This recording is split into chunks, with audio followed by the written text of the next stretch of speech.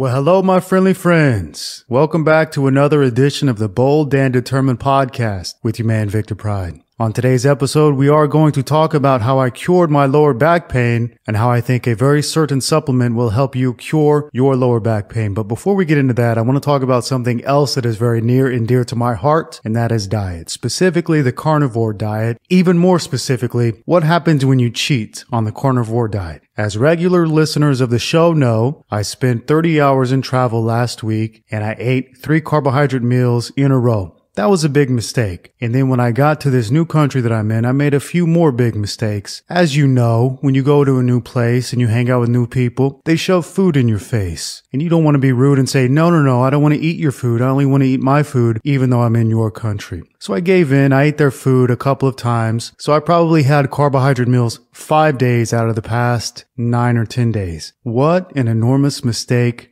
that was, and I'll tell you why. Recovery has been so difficult for me. I've had to sleep 12 hours a night and wake up with no energy. And when I go to the gym in the morning, I can barely get through my workout routine. And I'm not talking a strict squat, deadlift, bench press routine. I'm talking your standard, fairly easy routine. It's been very difficult for me to get through. And even worse than that, the body pain has been coming back a little bit. And I don't feel like doing anything. I don't feel like working. I don't feel like going anywhere. I don't feel like going to the gym. I don't feel like even recording the podcast. I don't feel like doing anything. And it is all because I ate carbohydrates 5 out of the past 10 days. Ooh-wee. In fact, we've got another reader who has a similar issue. This is what Marcus says. He says, Victor, although I haven't been able to fully cut out carbs and go 100% carnivore, I have been doing low carbs for the past few weeks. Interestingly, I went to a Chipotle today to experiment with my first high carb meal in over a month. I had a chicken burrito, but had the guy load up on rice, beans, and vegetables, and a tortilla. The brain fog, sloth, stomach cramps, and pain began shortly after, and my stomach is still cramped now 5 hours later. This is unheard of when I eat my bacon, eggs, and steak. I just want to share with you guys. You got that right, my friend Marcus. When you eat these foods after they've been out of your diet for a while, they really hit you, and you really start to understand what they're doing to you. So you've basically got 2 options on the carnivore diet. Be 100% strict and never deviate from the plan at all,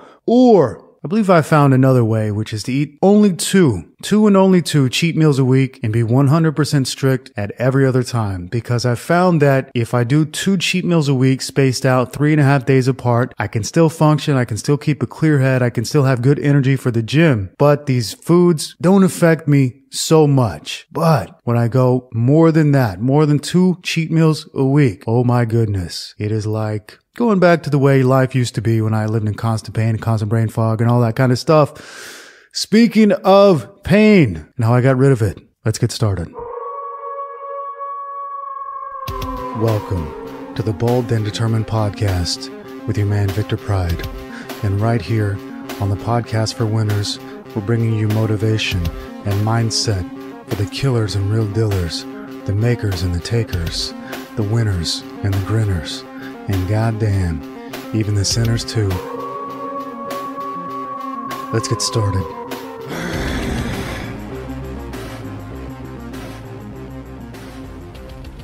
Hello, my friendly friends. At the end of the last episode, I promised you that today we would discuss lower back pain and how I cured it. And I did in fact cure it, because I do not have lower back pain anymore unless I break some of the rules that I'm going to talk about today. So regarding lower back pain, I guess let's just start at the start. I started noticing lower back pain in about 2010. So it has plagued me for a great number of years. In 2013, it started to get pretty noticeable, and I spent, a small fortune to go to America to go to a specific chiropractic facility that was famous for lower back pain and Did absolutely nothing but waste my time. 2014, I started noticing it a lot. I started noticing that I could barely move. I started noticing that my workouts were not as good as they were before. I was still having good workouts, but nowhere near like I was having the previous years. And 2014, I started to really become, oh goodness gracious, what should I say, angry, because I basically lived in constant pain. So I was not a happy camper during that year. I'd often go for a Thai massage and have the masseuses walk on my back, and that would give me some temporary relief, but it would always come back. Now, I figured it might have something to do with sitting down all the time, so I tried to stand up more, do more standing work, walking, things like this. But of course, when you work on the computer, that's not feasible all of the time. So I did spend a good bit of time sitting down. I don't deny that. Now let's jump to 2015. 2015 really started to get bad. I was really in a bad way. I was not having good workouts. I was not a happy camper. If you look at pictures of me from 2015, my face was puffy and just did not look like a happy camper. Was not having a good time that year, physically whatsoever. Just in a lot of pain at all times. And looking back, my diet was not the best during this year. I was eating a lot of fruits. I was eating a lot of grains. I was eating a lot of things that I've come to find out are not really good for you if you want to heal your body, because a lot of these foods like fruits, grains, breads, cereals, these foods are inflammatory and they inflame your body. I didn't know this at the time. I started to believe the propaganda. You should eat more fruits, vegetables, grains if you want to heal yourself. So that's what I started to do. That proved to be a big mistake. But moving forward, in the beginning of 2016, I was in the gym in Las Vegas, Nevada, and I thought to myself, I can't do this anymore. I was at the squat rack. I was trying to squat, but my body was just not having any of it. My back was not liking it whatsoever. And it was right then and there that I thought, you know what? I can't do this anymore.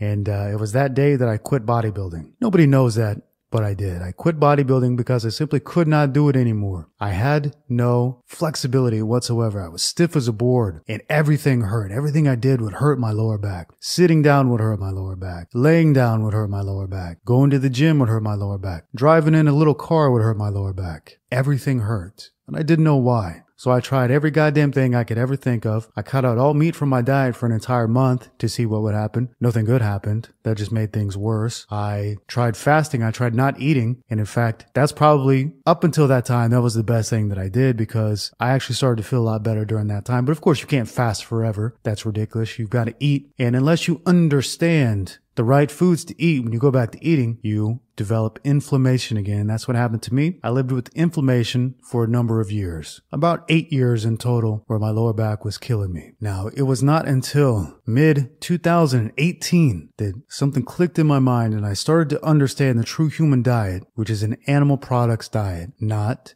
a plant-based diet. The plant-based diet, I have found through repeated trial and error, gives me chronic pain. Not to mention chronic brain fog and some other nasty issues, but I live in chronic pain when I eat just normal everyday foods like bread, potatoes, onions, tomatoes. We're not talking Snickers bars and Reese's Pieces and ice cream. We're talking your standard average everyday foods that people think are healthy. When I eat those foods, I develop chronic pain. So it was not until mid-2018, after, about eight and a half years of living in chronic pain, after quitting bodybuilding a couple of years earlier, that I started to finally feel better. And let me back up a little bit. In that time, I also started stretching and doing mobility exercises. And yeah, I'm sorry to say that the stretching and the mobility made less of a difference than diet and one certain supplement that I only recently found. Stretching is good. It's great, but it didn't fix everything for me. And I also had the idea that the glutes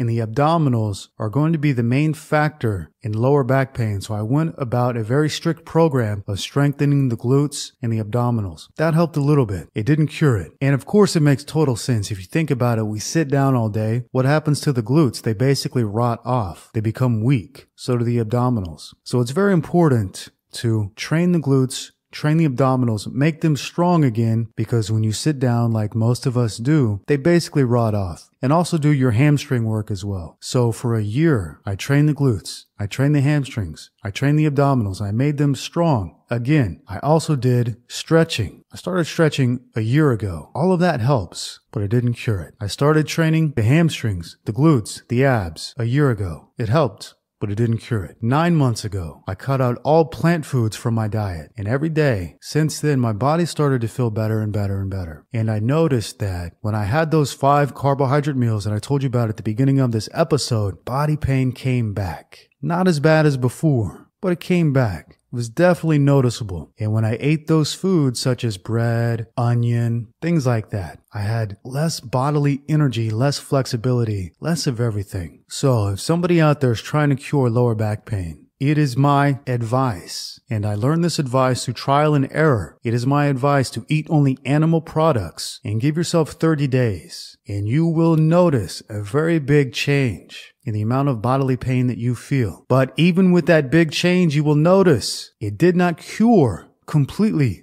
my lower back pain. My lower back pain was completely cured when I found one certain supplement in the detergent aisle at my local grocery store. I started taking this certain supplement and I basically forgot about it. I would sprinkle it into my water and then I would just drink it and go about my day, and I totally forgot about it. And I was staying in the mountains in New Mexico, and the only chair I had is a camping chair, a little cheap little $5, $10 camping chair. And about 4 days in, I thought to myself, wow, this chair is really comfortable. My back doesn't hurt at all, because it does not matter what chair I would sit in before. A table chair, a computer chair, a car chair, a couch, the floor. My back always started hurting after 2 hours of being anywhere. I never had more than 2 hours to comfortably work before I had to basically get up and leave wherever I was. I had to constantly change the way I was sitting or standing. I had to constantly move. I could never be comfortable for longer than 2 hours. And actually, really, I could never be comfortable for more than 1 hour. And for the next hour, I would just simply bear it until I could no longer bear it, and I would get up and go do something else. So for a number of years, I had 2 hours of good energy per day. And that was basically it for me. After that, I was pretty much down for the count. And I'd go home and I'd lay down, basically. I did that for a number of years. This is the extent that the back pain was causing me. In addition to the back pain, I was also living in constant brain fog during that time, which we can obviously attribute to the carbohydrate intake, because when I cut out the carbs, the brain fog simply disappeared and I have mental clarity, which I never thought possible before. Back to the supplement in question. I started taking this supplement. I forgot about it. 4 days later, I said to myself, wow, this chair is really comfortable. My back doesn't hurt anymore. What a wonderful chair. And then I thought to myself, wait a second. You started a new supplement 4 days ago. This supplement promises to cure arthritis. It promises to cure joint pain. It promises to cure lower back pain. You started it 4 days ago. Your lower back pain is gone. Maybe the chair is not that comfortable. Maybe the supplement works. So I did a bit more research into the supplement, and I found people who were living 10 years, 20 years, 30 years, 40 years in pain, lower back pain, joint pain, arthritis. When they start taking this supplement, it all goes away. And the beauty of this supplement is that it's dirt cheap. It costs basically nothing.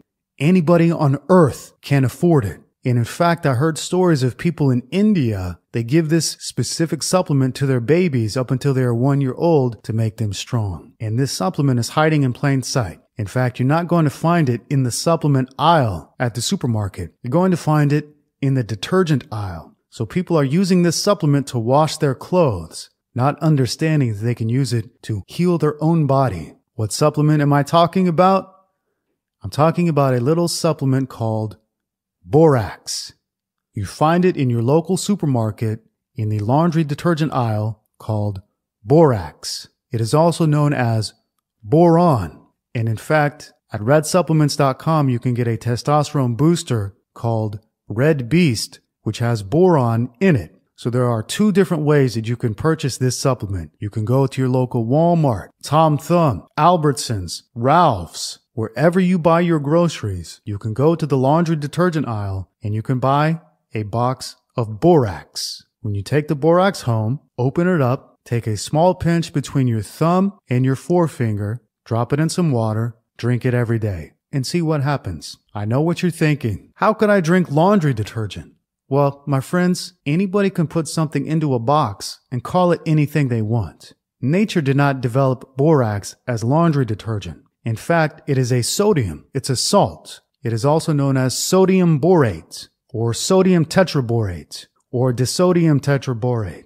It is a mineral, a salt of boric acid. So even though it works to clean clothing, that's not what it was put on earth for. It is a mineral that I personally need very much. And I think many of you, and I know very well that many of you are suffering lower back pain. Most of you are suffering this pain in silence because you don't want to admit weakness to anybody. And I don't blame you. I would not admit weakness to anybody for years and years and years and years. But now that I've cured it, I can tell you all about the past. I lived in chronic back pain for years and years and years. So bad that I could have only 2 hours of energy per day, and then I would have to go home and lay down. I could not drive a little car. I would have to drive an SUV because I could not bend down to get into the car. I had to quit bodybuilding because I could no longer work out effectively. I could no longer train hard. My back would not allow it. And in a matter of 4 days, taking a little pinch of sodium borate, putting it in my water, and drinking it throughout the day, and then forgetting about it, within a matter of 4 days, it was gone. It was gone. Think about that. For an entire year, I stretched every day. I did mobility work. I trained the glutes, the hamstrings, the abdominals. I got a little relief, but it didn't cure it. I still only had 2 hours a day of good, solid energy to sit down and do my work. And then I had to get up and walk, go hike. I had to go do something else. I could not sit still anymore. My back would not allow it. And when you only have 2 hours to sit down per day, that limits the amount of work you can do on the computer. Which is fine if you are already doing well and you don't have to produce more work to produce more income. In fact, it gave me a chance to go do a lot of hiking and things outdoors and things like that. But there were times when I wanted to do more work and I simply could not because I could not sit still anymore. I had to get up. The crazy thing is, I can sit down for 8 hours and feel no back pain. No, I'm not promoting you should sit down for 8 hours, but I noticed that I can do it. There's a certain place that I like to go and work, which is very comfortable. It's very nice. And I've spent at least 2 days there, 8 full hours, happily sitting down and doing my work. This is unheard of for me in the past. Completely unheard of. Specifically because I don't feel any pain whatsoever. I feel always comfortable. Always comfortable. And here's all I do. I take a pinch of borax. I drop it into water. I drink it. Then I go about my day. That's all I do. And the back pain that I had for 8 years, over 8 years, it just disappeared. Now, I'm not calling borax or boron a miracle supplement, but to me it is a miracle. It was a lifesaver. And it happened without me even noticing it. Just one day I said to myself, wait a second, this chair is really comfortable. I could sit in this chair for hours with no problems whatsoever. What a really comfortable chair. I should buy more chairs like this. Till I realized, wait a second, I've been taking a supplement that I've forgotten about. And now I don't have back pain anymore. At all. I just don't. It comes back a little bit when I eat carbohydrates, but not near like it was before. I'll tell you that much. So, if you are trying to cure lower back pain, joint pain, arthritis, I really recommend you do 2 things. I recommend you cut out carbohydrates from your diet for 30 days and eat only animal products.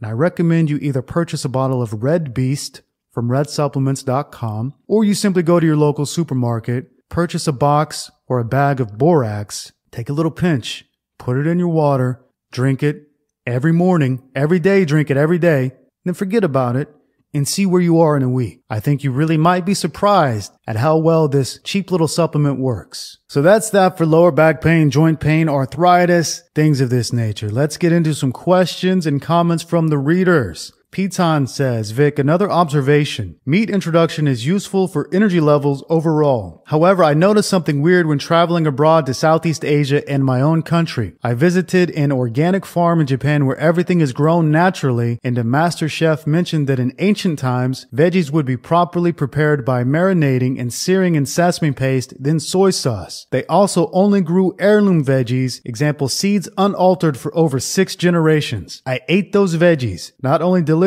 but I felt such clear energy, even more than meat. The same radish, cucumber, tomato from America would leave me feeling like shit. The powers that be have stolen heirloom vegetable seeds, and the tomato in Walmart is not a tomato. It's a sugar bomb that will kill you. Ooh, that's very interesting to note. I feel that all of the vegetables sold in the United States are poison, and they are completely not natural. They are all genetically modified, and they don't exist in nature. And if you are looking to eat vegetables or grains, it would be to your interest to eat what is called heirloom vegetables or heirloom grains. These are seeds from previous generations that are not genetically modified, that are not altered. However, I have eaten vegetables in many different countries in the world, and I have personally never got good results from any of them. I've had jungle vegetables from Vietnam, Thailand, and I don't feel good eating vegetables whatsoever. I just don't. And I never have all my life. As a child, I absolutely hated vegetables, which is understandable because the vegetables in America, they're not natural. These are very brand new to the human. So are the fruits. The fruits and vegetables we get in the United States are simply not natural. And I've hated them since I was a child. I've only forced myself to eat them as an adult because I believe the propaganda that they are healthy for you. However, I understand now the propaganda is not true. However, I do recommend if you have access to heirloom vegetables or heirloom grains, give them a try and see how you react to them. This is all a process of trial and error. If you eat something and it does not agree with you, don't eat it anymore. But if you eat something and it does agree with you, then by all means, eat it. Miko asks, hello Victor, would an all-cheese diet be a legitimate interpretation of the carnivore diet?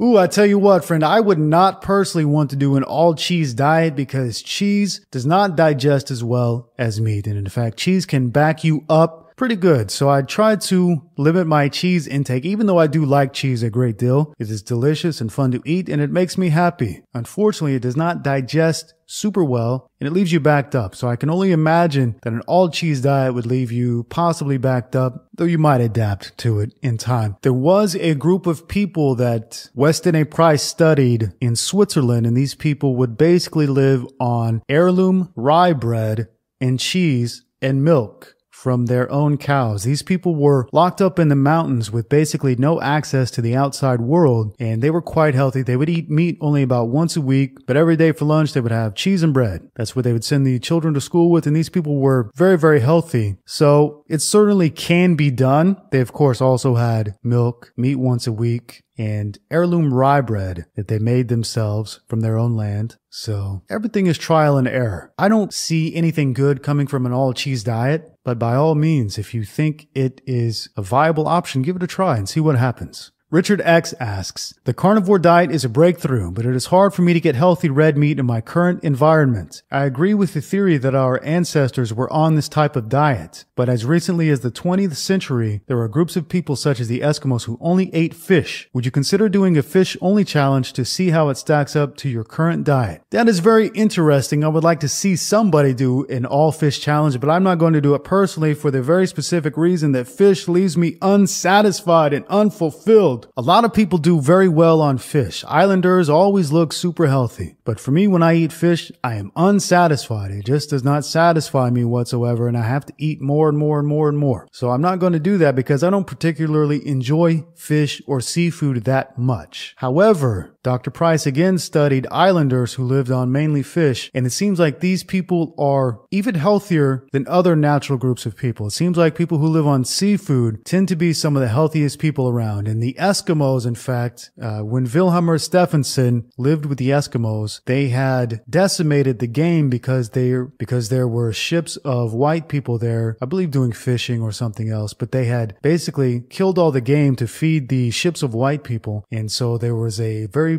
distinct lack of game. So at that time that Vilhjalmur Stefansson was there, they were living on mainly fish, and they were living on 4 meals a day, which I find very telling that you have to eat 4 meals a day of fish to become satisfied. But they would eat 3 of those 4 meals of fish raw, and they would boil the fish for the dinner meal. So they would, for breakfast, they would have raw fish, lunch, they would have raw fish, dinner, they would boil the fish, and then for a late night snack, they would again have raw fish. The way that they ate it is as follows. They would freeze the fish immediately after catching it, and in the morning when they wake up, the women would take the fish and thaw them out, and when they were thawed enough, they would give the fish to the men, and the men would eat on the fish. They would eat the meat of the fish, the flesh of the fish, and when they had their fill, they would give the rest of the fish to the dogs, and the dogs would eat the bones and the innards of the fish. They would have 3 out of their 4 meals a day like that, totally raw, and then for the evening meal, they would boil fish in water, and that would be their 1 meal a day. So for, it seems like years at a time, they would eat nothing but fish, and they were always in perfect health, always perfectly happy, always perfectly strong. So it can be done, but I'm not the man to do it because I like eating meat. Marcus the Wolf asks, Victor, I just did the 600 push-up workout and hot damn,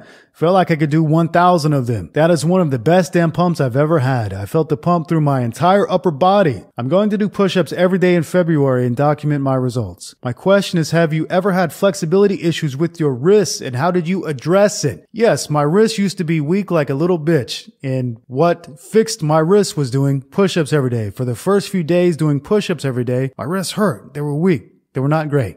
Now, My wrists are strong as heck because I do push-ups every single day. I also have been doing mobility exercises for my wrists, but I personally feel that doing push-ups every single day, and by now I've done thousands and thousands of reps of push-ups, I feel that this has really strengthened my wrists in a way that mobility work simply cannot do. So if you want to strengthen your wrists, I suggest you start with doing 600 push-ups a day. Here's how you do it. Do 10 push-ups every minute on the minute for 60 minutes. That's 600 push-ups, and in fact, it's quite easy to do. When that becomes easy for you, you can jump to 15 push-ups every minute, or even 20 push-ups every minute. If it's too hard for you, you can start with 5 push-ups every minute. Just do push-ups every minute on the minute for 60 minutes. Zachariah asks, what are your thoughts on megadosing red PCT and red beast together without red growth for now? Well, that's a very fantastic solution because red beast increases your testosterone, red PCT lowers your estrogen. It's a match made in heaven. And if you do that, you're probably going to look like Thor walking around heaven or Zeus walking around heaven. Bob asks, I know you said you would not have children with an Asian woman, and I agree, but you also said you wouldn't date a Western woman. And please explain how you intend to have children with a woman. That's a great question. It is a bit of a conundrum. I do understand that. However, there are white women in the world who are not from the West. So that's your short answer. Modern Life Advice asks, what are your thoughts on the idea that guys should strive to be with a woman of an equal education level and social status to them? Do you think women should be learned and be able to discuss stuff like politics, philosophy, the meaning of life? I've been with a poor Asian woman before who had barely any school education, and she was the most feminine woman I've ever met. She loved to cook for me. She never moaned or complained about anything, and she had a fun sense of humor. She was also incredibly practical and street smart, but the conversation rarely went deep with her. Oh my goodness gracious, friends, these men who talk about wanting to have a deep conversation with the woman, I have to ask you one question. Are you retarded? Do you not understand women and men? The answer is, of course, you don't understand women and men. You're never going to have a deep conversation with a woman. Let me be very blunt with you. If you want to have a deep conversation about philosophy, politics, and the meaning of life, talk to a man. I talk about women not understanding their place in the world, not understanding that their power lies in their femininity, that they should be feminine and not masculine. Unfortunately, so many men in the West believe the same horseshit, that women should be just like men. Listen here, women are not men. They never will be. No matter how much you want them to be, they won't. No matter what. You talk about a woman of an equal education level and social status, guess what? That woman's going to leave you. She's going to leave you. And if you're an American, she's going to take most of your money and your assets. Women must marry up. Men must marry down. This is the natural order of life. You talk about a Western education like it actually educates people. Everybody who went and got themselves a university degree in the United States of America is dumber than they would have been had they not received a university education. It is not an education. It is a dumbing down. Why do you think people go to university? Happy, healthy, vibrant, and they come out fat with green hair, feminist, man-hating. It is not a real education. It is a dumbing down and an indoctrination. Then you talk about this woman, this Asian woman, who had no education whatsoever, and she's incredibly practical and street smart. Your words. You know why she's incredibly practical and street smart? Because she did not receive a Western education that dumbed her down. This question just boggled my mind. It's like nobody in the Western world understands that men are men and women are women. The women think they need to be men. They need to act like men. They need to do everything men do. And the men feel the same way. It's a crazy world. He talks about having a woman who's the most feminine woman he's ever had before. She loved to cook for him. She never moaned. She never complained. She had a fun sense of humor. She was practical. She was street smart. What does this fucking retard want? Somebody to talk politics with. Philosophy. The meaning of life. Oh my goodness. Fella, why don't you just go be gay? If that's what you want from a partner, just go be gay. You can talk about that shit till the cows come home. I don't understand any man who says he wants to talk politics with his wife or his girlfriend. I just don't understand that type of man. And the Western world is full of that type of man.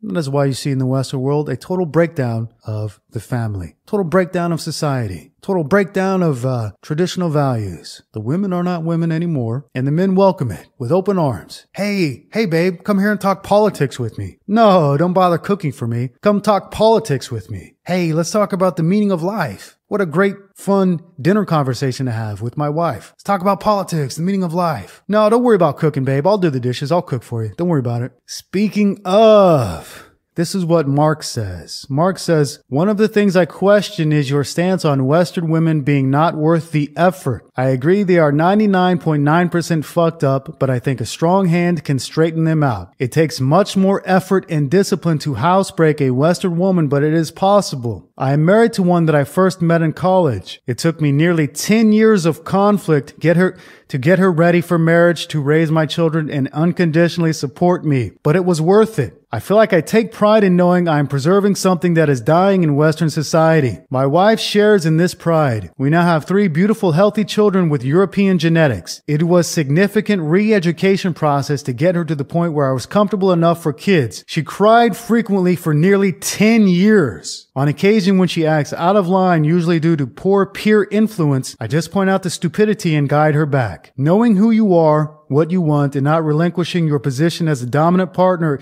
is paramount in this process. I don't think you should discourage other men from developing Western women into functional partners. I realize it is very challenging, but it is possible and needs to be done. I believe given time, I could re-educate about 10% of Western women I come into contact with. I think it is worthy use of a man's time, particularly with the attractive or intelligent ones. I seriously consider taking multiple wives, Okay, it took this man 10 years to re-educate his wife to simply act in a way that she would act naturally in another country. It took 10 years of her constantly crying to get to a position where she was finally marriageable. Friends, this is why I tell you blatantly that Western women are not worth it. Let's say the man is 35 years old and the woman is 20. A 10-year re-education means the man is going to be 45 and the woman is going to be 30 years old when they finally have children. At that age, the children are probably going to have Down syndrome or something else wrong with them. The female needs to have children young for the children to be healthy and vibrant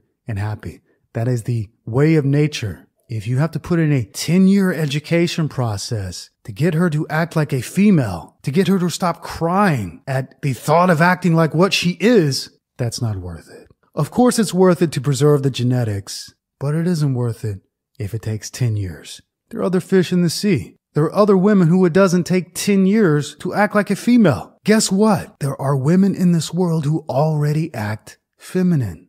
They already understand a woman's role and a man's role. There are already women in the world who are dying to become mothers. And not all of them are Asian. Not all of them are Latino. Not all of them are black. There are white women in this world who are just dying to become mothers. That's their goal in life. It doesn't take a 10-year re-education to get them to want that. They already want it. A woman's natural role is to want children, to desire children. That is the female's goal in life. And we are stuck in a country with women who shoo away nature, who want nothing to do with nature. They want nothing to do with children. They want to even kill their children in their womb rather than have them. They want to be as men. It's a crazy land full of crazy people. And the more education these people have, the crazier and the dumber they become. And if it takes 10 years to re-educate her, and she still steps out of line, because they all will. All of them in the Western world will step out of line for the very simple reason that their friends and family will drive them to step out of line, because everybody's gone insane. Hey, I'm sorry to be the bearer of bad news. Everybody's gone insane in the Western world. They just have. Women want to be men. Men want to be women. And the natural order is turned upside down. And it takes 10 years to get the bitch to stop crying at the thought of being a wife and a mother. In other countries, this is what women dream about. They go to bed at night praying to find a good husband to have children with. This is what they dream of. And in the Western world, women would rather go get drunk, hook up with 1,000 guys, kill any baby that resides in their womb, be strong and independent while still obviously relying on government support, and cry at the thought of actually being a female, of actually being feminine. They'd rather cry at the thought of it. Now, I do support having children, even if the female is a nut bar. Because in the future, people are not going to be nut bars. I guarantee you, in the very near future, people are going to start to understand their natural role again. Things are not going to continue the way that they are now. you see this crazy liberalism, leftism, whatever you want to call it, where everybody's got green hair and kill their babies and don't want to be mothers and want to be strong and independent and all this stuff. That's going to end. It's going to end. It's not going to last forever. When it ends, nature will fall back into line. So it is short-sighted to not have children today because the women are crazy. But on the other hand, you've also got to protect yourself. Because these crazy women, even if you spend 10 years to make them sane, they're still going to have their own mother in their ear, their best friend in their ear, their sister, their cousin in their ear saying, you don't deserve that. You're strong and independent. You're as good as a man. You're equal. You're even more equal than he is. And they're going to think, yeah, let me get a divorce. Let me take half his money. That'll make me happy. Yeah. Of course, everybody ends up sad in the long run in that scenario. But this is what they think. So I realize this is contradictory. I support having children 100%. On the other hand, I 100% understand if you don't want to do it. You've got to protect yourself. So it's a double-edged sword. You've got to make your decision for yourself. Simple as that. JJ asks, have you come across any countries that are the opposites of America in terms of values? If America is committing suicide culturally, then which countries do you think are healthy? Any country that does not allow their government to run every aspect of their daily lives is healthier than the United States. Any country where they can have chickens in the yard, where they can plant whatever crops they want in their own yard and they don't have to get government permission to do it, is healthier than the United States. Any country like that. Of course, there is no perfect country in the world, so I'm not going to give you a list of names of countries. Figure them out for yourself. The reality is that Americans are so toxic, when Americans go to a country en masse, they usually ruin that country as well. The Brits, the Aussies, New Zealanders, Canadians do this as well. Anytime there's a big influx of Westerners, that country goes to shit. So it's a very unfortunate thing. America was a great country in the past. It was great because of its self-reliance, its self-sufficiency, its don't tread on me attitude. That attitude is changing and everybody is sitting there with their hands out to the government saying, give me, give me, give me. I deserve it because I'm American. Give it to me. Give me. I'm American. Give it to me. Instead of going out and taking it on their own or making it on their own, they sit there with their hands out. They want more from the government, not less. Anybody who wants less from the government, anybody who is self-sufficient, self-reliant, this is the type of people that built the great United States. Self-sufficient, self-reliant. They wanted nothing more to do with England ruling over them with an iron fist. They said, no, we're not going to take it anymore. Like Dee Snider. We're not going to take it. No, we ain't going to take it. They fought for it. They got it. They developed at the time the greatest country in the history of the world. Over time, the reliance on government increased and the self-reliance went down. As it seems to happen in all countries and all cultures, in all civilizations of the world.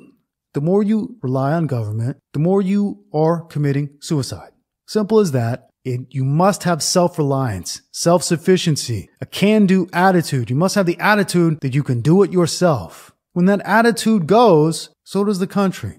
So does the ethics, the morals of the country. You slide into degeneracy. And with the slide into degeneracy, you lose all your wealth because the bureaucracy, the government becomes so bloated, inflated, infected that they basically redistribute all of your wealth to them through excessive taxation, through confiscating your private property, confiscating your bank accounts. You're going to see this more and more and more. People are going to get everything taken from them. Gosh, I hate to be the bearer of bad news, but I feel that there is a call coming to the United States. I feel that the population is going to be cold, and I'd say be prepared for it. I'd say be prepared. Harvish asks, Victor, I ate at a restaurant and I left a 15% tip instead of a 20% tip. Upon exiting, the waitress looked at me scornfully. What should I do? Here's what you should do. Give the bitch a 0% tip next time. James asks, in the quest to achieve one's goals and success, how important is it to have accountability partners? Where can one find such people to help hold them accountable, especially when surrounded by masses of average people? Okay, it is very helpful to have accountability partners who can hold your feet to the fire. Often these people should be your business partners, and that's how they actually hold you accountable, that they're in business with you. They want the best for you because it also helps them. So they say that you should surround yourself with the best people you know because you are the product of all the people around you. Now, I personally have never had accountability partners. I've done all of this alone, and so it is possible to do it on your own, but it is certainly helpful to surround yourself with people who are on the same path as you, who you can go into business with and who can hold your feet to the fire, who you can discuss business and other matters with. It is very, very helpful. Of course, in the internet age, these people often are online rather than in person. And I do feel that in person is superior to online, but do what you can do. Find the people you can find. And good golly gosh, I might just have to actually start the private paid B&D forum so that you guys listening to this can find other accountability partners. You can find other people who are on the same path as you, who could hold your feet to the fire. Bill asks, meat is food, plants are medicine. What are your views on this philosophy? Well, considering that I said this plain as day multiple times, I am a promoter of this philosophy. Plants are medicine. What they're not is food. And basically all plants can be medicine, and they can also be poison, because all medicines are poison if taken at the wrong time or if taken in the wrong dose. The dose makes the poison. And when we're eating piles and piles and piles of vegetables, guess what? The dose makes the poison. So a little bit of this, a little bit of garlic, a little bit of coriander, a little bit of cumin, a little bit of whatever has certain effects on the body that can heal you. But when overused or used at the inappropriate time, they can harm you. And these people who are putting garlic in all of their food or putting onions in all of their food, I personally feel that they are vastly overeating a medicine, not a food. And here's my definition of food. If you can live on it permanently, it's food. If you cannot live on it permanently, it is not food. You cannot live on onions alone. You cannot live on potatoes alone. You cannot live on blueberries alone. You cannot live on garlic, broccoli, Brussels sprouts. If you tried to eat these foods, you would die. It would be a long, painful, nasty death, but you would die. On the other hand, you can eat nothing but beef for the rest of your life, and you can survive and thrive. You can eat nothing but fish. You could eat nothing but pork. You could eat nothing but chicken. Therefore, it is a real food because you can live on it. If you can live on it, it's food. If you cannot live on it, it is not food. That's self-evident. However, there are things in nature that the body might need at certain times to heal itself. We have a total over-reliance on doctors. We think doctors know everything and that they can fix everything. That's simply inaccurate. It's simply incorrect. And often they give you toxic medicines because they get paid a nice salary from selling those medicines to you. If you want to really be healthy, you've got to take nature into your own hands, and every leaf, every stem on this earth has some sort of effect, whether it be poisonous or medicinal. Unfortunately, we've lost all of that because we are no longer self-reliant. We have outsourced our health to doctors, and we say, okay, I'll just do whatever I want, eat whatever I want, and then just take a medicine, then I'll be fine. Sorry, but it doesn't work that way. Doesn't work that way. Nathan asks, hey Vic, what is your take on David Icke? He seems to speak a lot of truth in terms of the malevolent agenda the elites have for our people, but I don't know if I can buy his idea that the ruling elite are literally reptilians from another dimension. Okay, I think David Icke is telling the truth. I think what he says is true, with one exception. The elite are not shape-shifting reptilians. They're people just like you and I. Other than that, David Icke is pretty much accurate in everything he says. And in fact, there is a theory that what he means by shape-shifting reptilians is not that they actually become a reptilian in this world. It is what he's trying to say, I believe, is that they are possessed by entities. And we've talked about possession before. They are possessed by entities. And sometimes these entities, gosh, how do you describe something so insane? Sometimes these entities, you can see them coming through, specifically because what we think of this world is not reality. We are in a physical dimension, and these entities are in another dimension. And when these things shapeshift, we get a look into another dimension. I believe that's what he's trying to say. So I don't know if I explained it very well. I don't believe that these people are shape-shifting reptilians. I believe that they are obviously people, all people on the world, all royalty, all nobility, all kings and queens, all the bankers, all the elite. They are just people. That's what they are. So David Icke, he's right about everything he says, with that one exception. And who knows? Maybe there is another dimension that we cannot see. And the way that these dimensions work is like a radio frequency. Radio frequencies are all around us. All we have to do is tune our radio to the right frequency and we can hear it. Now, we may be tuned into the frequency of the earth. And in fact, there may be another frequency right here that if for a split second we tune into, we can see some kind of shape-shifting reptilian. I don't believe that that's true, but who knows? Stranger things may have happened. Darnay asks, Victor, what is your take on all the mass shootings that have happened in America during the last 20 years? Are these due to antidepressant use, as they have claimed with James Holmes and others, or an insane culture, or they may be even deliberately orchestrated events designed to create a justification for gun control? I don't believe things happen by accident. Let me put it that way. I don't believe things happen by accident. And it does seem strange that most of these lone killers were in psychotherapy of some sort. They all went to see therapists before they did this. Most of them were on some sort of medication, psychopathic medication. Now, me personally, I would never go see a therapist for any reason ever. Never. I would never do it. That industry to me is suspect. I believe they don't make people better. I believe they make people worse. And all the sane people that I know have never been to therapy. All the insane people that I know, which is not many, but all the insane people or crazy people that I know have spent some time in some kind of therapy program. So I would never personally recommend it for anybody. I'm not a doctor. Go see your doctor, yada, yada. I would personally not ever do it. And these people, these shooters, isn't it strange that they help to promote an agenda of gun control? That's strange that factions in the government want to take your guns away, and then people go shoot up schools or a movie theater, and then after that, there's a big push for gun control in the media.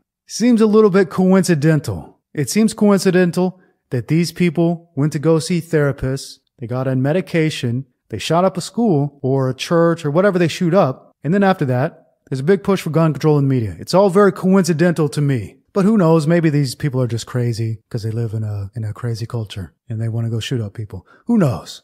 Jack asks, would you say that Nietzsche is the pre-B&D philosopher who best exemplifies the Victor Pride ethos? No, I wouldn't. No, I wouldn't, for the specific reason that he did not make any money in his life. He did nothing in his life. It is only after his death, basically, that we are able to read his work. So he spent his life basically the opposite of the B&D philosophy, which is work hard, make your money, make a mark in this world now. Not when you die, but make your mark now. So no, I would not consider Nietzsche to be the pre-B&D philosopher who exemplifies the Victor Pride ethos. I would consider nobody the pre-B&D philosopher. This is the one and only.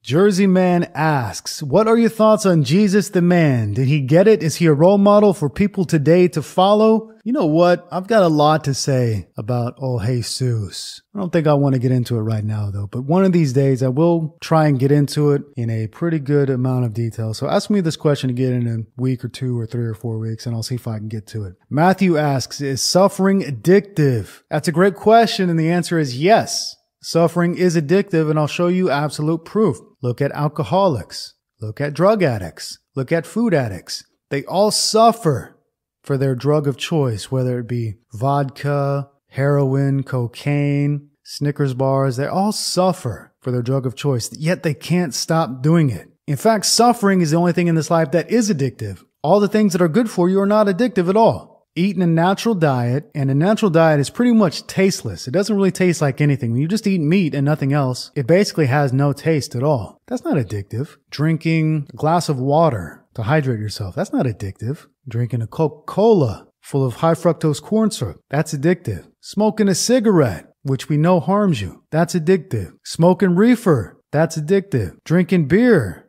drinking vodka, drinking wine, that's addictive. And we know what happens to long-term alcoholics. It's not pretty. Snorting heroin, snorting cocaine, taking methamphetamine, that's addictive. We know what happens to those people. And it's not pretty. So in fact, everything in the world that is actually addictive, internet porn, for example, everything that is addictive ends in your suffering. It always does. It always ends in your suffering. And everything that is natural is not addictive. It ends in your happiness. Adriano asks, what are your thoughts on the future worldwide imposition of the microchip, the so-called sign of the beast of the book of Revelation, aka apocalypse, in humans, and the forced total replacement of cash by digital credit card money? I'm aware this is already a reality in Sweden as well as some parts of Denmark and Lithuania. Yeah, there's going to be a transfer. And this seems pretty obvious to me. There's going to be a transfer from paper money to digital money. And all these people talking about Bitcoin. Bitcoin is the answer. Bitcoin, because Bitcoin's so great because the government can't do anything about it. Well, I don't believe that for a second. I believe that they're going to have total control of any kind of digital currency. So, oh, he's talking about the microchip. The microchip. I guess some of these idiots in Sweden put a microchip in their hand so they can open the door better. Guys, keys are a big problem for you. Anybody who gets a microchip is a fucking idiot, and they deserve to be cattle. They deserve to be totally controlled. Anybody who willingly gets a microchip put in them, what a goddamn fool. Will the future generations prefer having sex with robots to having sex with humans? What will the world be when sex robots can be mass-produced and become as popular as today's internet porns? Can we avoid all this to happen? What are your thoughts on the AI takeover? Okay, future generations will prefer having sex with robots only in the instance of real human women being cunts like they are today. Not every woman is a cunt today, but a lot of them are. So, if women keep this same attitude, yeah, men are absolutely going to prefer having sex with robots. Today, they already have the fleshlight and other kind of sex toys. So, people today are actually having less sex than they were in the past. With all of this access with Tinder and dating apps and all these kind of things, people are having less sex than ever before. What are they turning to? Well, the women are turning to dildos, and the men are turning to fleshlights and whatever. So people are already having sex with non-human things. It's already happening. And the more that women act the way that they act, and the more that men act the way that they act, men act less masculine, more feminine, women act less feminine, more masculine, the more that they do this, the more they're going to stop having sex with each other. But that's not going to last forever. It's not going to last forever. There's going to be a rise and there's going to be a fall. The tides go in, they go out. This type of thing has happened countless times in the past. Civilizations get out of control. There's a culling. They go back to normal. They get out of control again, they go back to normal. This thing always happens. It has always happened. It will continue to always happen. We are just right now at the top of the extreme craziness, and it's probably going to go for a little while longer. But eventually, things are going to go back to normal, because they always do. Here's a comment from YouTube. Hey Vic, I would love to hear your opinion on second citizenship. Seems like things in our country are just getting too crazy for me these days. Do you think Americans should get a second passport, and is it even possible for Americans to get one anymore? That's a great question. I do think Americans should look deeply into getting a second passport. Yes, it can be done. Absolutely, it can be done. It's a bit harder than it is for other nationalities to get a new passport, but it can be done.